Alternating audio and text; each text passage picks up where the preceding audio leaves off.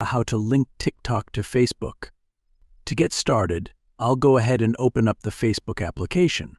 You will then be taken to the Facebook homepage. Here, you can view all the Facebook posts and stories.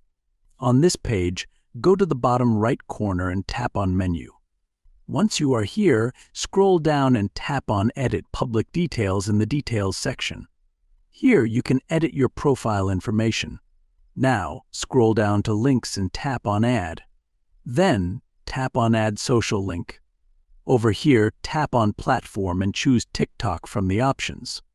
After that, go to the username box and type in your username. Then, tap on Connect Account. You will then be taken to this page on TikTok. Tap on Continue at the bottom. Now, tap on Open. Over here, tap on Save at the bottom. You have now successfully added this link to your profile. Following these steps, you can easily link TikTok to Facebook.